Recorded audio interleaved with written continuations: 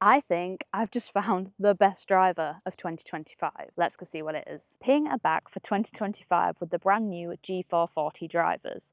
And the big story here is more ball speed from multiple different technology updates. Now, I think this is really interesting because Ping are known for the forgiveness, they're known for being really reliable, getting you on the fairway more, but they're not always known for max ball speed and distance. So if they've managed to add that element, these could be game changing. The club head is shallower and thinner than ever, which is going to hopefully give us a ball speed boost. The centre of gravity is also deeper than before, so we should still see that excellent level of forgiveness, and maybe even more forgiveness than we had before. The overall system weight is 10 grams lighter, and that's allowed the shaft to be made slightly longer, which should give us more club head speed, and you guessed it, more ball speed. As we normally see, there's 3 key models in this range. The Max, which is the most forgiving, the LST, which is lower spinning, and then the SFT, which is straight flight technology, which is really designed to help you draw the golf ball more or straighten out a slice. Sounds like it could be Ping's best driver yet, so let's go see if it is. Okay, first up we're going to hit the Max model. This is the one that's designed to be the most forgiving in the range, hence the name Max. I've got this in a 10.5 loft.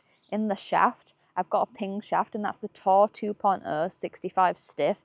This is what I got fit into my recent fitting with Ping, but it is worth noting the club head is actually designed with Ping's shaft for the year. So Ping make their own shafts, and this year's Alter is designed to work specifically with the head, and actually they've created a new system for how that works, and overall the weighting is lighter, which is hopefully going to give you a little bit more club head speed. I've also got Ping Aqua Grip because I have tiny hands.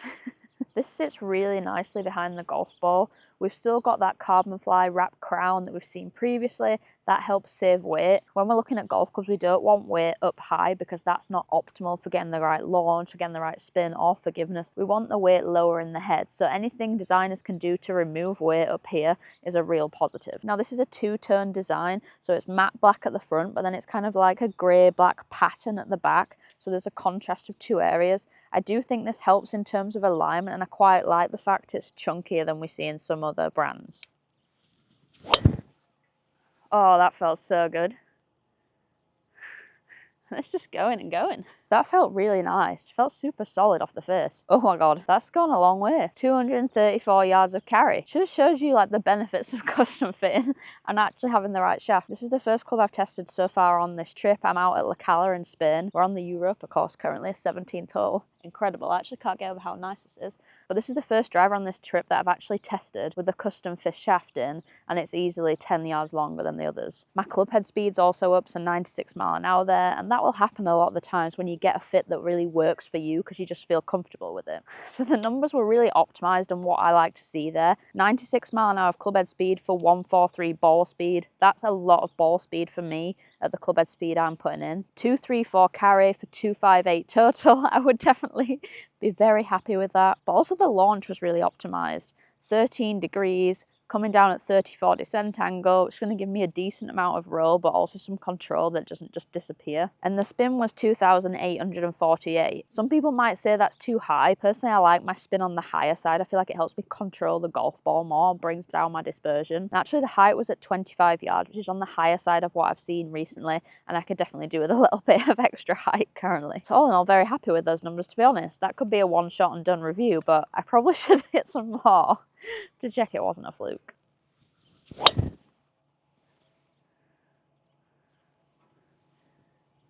It's just such a nice controlled draw shape. I really like hitting a draw, but I really don't like it when I lose it too much and I overdraw it, or if I hit a draw but a bit of a toe strike and I lose it to the left. And that's why I like the fact this can spin a little bit on the high side, because it's going to hold that ball straighter like it did there. Again, really good height on that, 26 yards. I'm really pleased with that number. And 233 carry. Not quite as good of a strike as the first one, but still very consistent distance. There's just something about a Ping driver behind the ball that makes you feel comfortable, isn't it? I don't know what it is about the shaping, but it just feels like it's going to help you hit a good shot.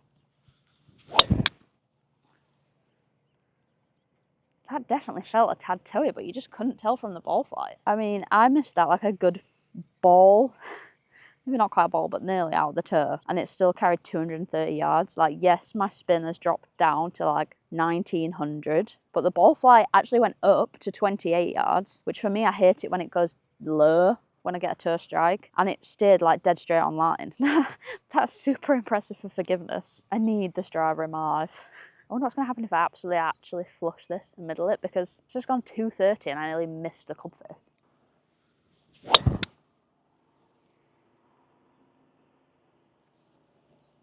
.235. I'm not sure I've hit a club that's so consistent in terms of front to back distance. It's literally like 6 yards. That's crazy.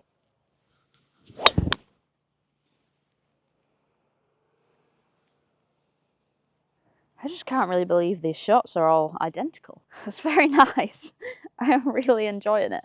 Now I'm using SkyTrack Plus for my data, and what that does is gives me numbers in like a color code system in terms of like my spin, my descent angle, my launch angle, based on what club head speed I'm putting in, to tell me what it thinks is optimal. For me, I'm always on the lower side of these.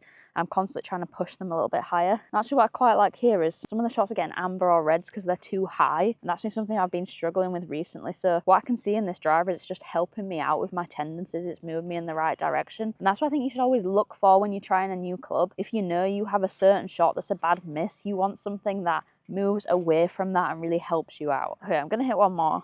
I don't really need to because they've all been really good, but I'm just quite enjoying hitting this, which is nice.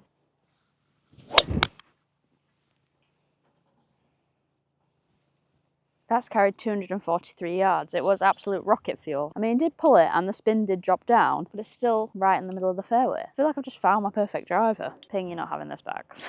I'm just going to pause for a second to give you a chance to hit that subscribe button. Over 80% of people who watch my videos aren't currently subscribed, and having a bigger subscriber number really helps me in terms of what content opportunities I get, what equipment I can get my hands on, and then what great videos I can bring back to you. So it all helps you out in the end, guys. Please hit that subscribe button, and while you're there, you might as well like this video and drop us a comment about what else you want to see or what you think about these drivers. Okay, next up we have the LST to test. So this is Ping's low spin model. So in theory, it should spin less and go further. And I say in theory because I think although people say that, it doesn't always happen. Now, I think the reason for that is sometimes when people like look down on a different club and it's a different shape or size, or it looks different, they kind of present the club differently, which counteracts what the club is going to do. So if you put these both in a robot, that is exactly what would happen. But sometimes if I see a club with less loft or it's slightly smaller and I know it's maybe going to launch lower and not spin as much, I'll just kind of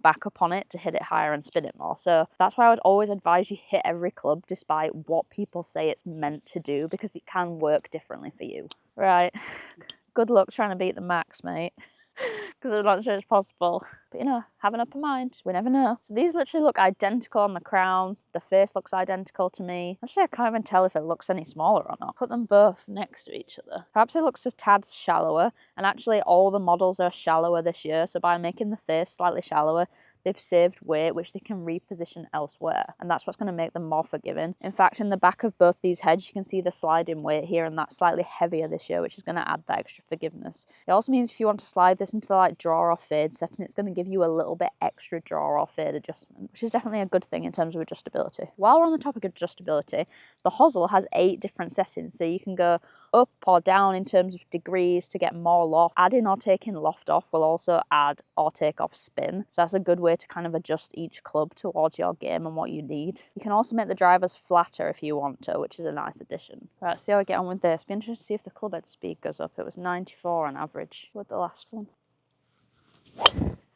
Oh gosh, that felt so solid. Sounded faster. I'm not sure if I just struck it really pure as the club. That was very nice. Definitely flew a little bit lower, or it looked like it did to me. This is also a 10.5 degree head though. I insisted on that. I was like, 9 will go too low. Okay, very strong numbers there. 237 yards carry of 99 mile an hour of club head speed. Whew. We like this. That was a 146 ball speed. Holy hell. If I just add an extra bit of loft to this hosel, get that height up because it was only 22, add a bit of spin because it was 2.1, that could go miles. That's my fastest ball speed in like 18 months. Easily. 266 total. Nice.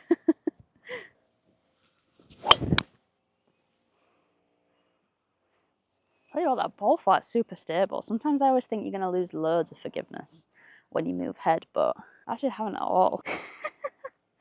That's gone miles. Let's go absolutely miles. 244 carry distance for 271 total off 97 clubhead speed. 146 ball speed again. Gosh, I'm a 146 ball speed queen. I love this life. I was expecting these drivers to be really nice, really forgiving, feel really comfortable with them.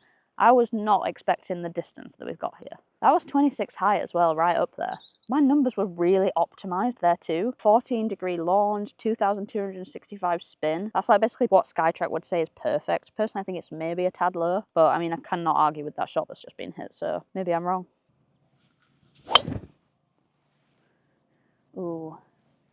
See, that's the one I'm always a bit worried about with a lower spin driver. Like, it's not my best strike, and I can just feel that came out really low spin. I mean, it still carried 227. It wasn't a great strike, but it only had 1,300 spin, whereas that one with the max would have been absolutely fine. So that's kind of the distances we're seeing here, and that's the trade-off you're making. Do I want that real big ball speed at some times, but occasionally I'm going to get one that drops quite a bit off? And I'm not sure I would be willing to give up that sacrifice, but maybe I could adjust the hosel and add a little spin there and play around with that to make it work. And also, actually, having said that, even though the spin was low, it kept it straight on line, so generally that shot's gonna be okay. Not like it also dipped and hooked offline and I would have then lost my ball or something. I could also just learn to not hit it excessively off the turf.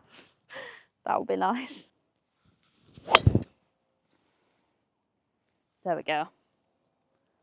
Such a super solid ball flight. 235 carry on that one and back up to 28 height, which is more what we want to see.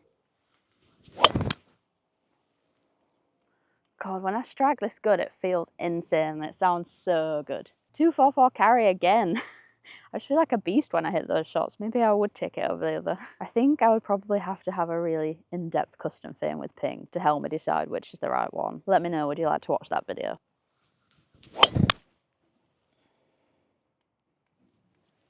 I'm just loving this G440 range.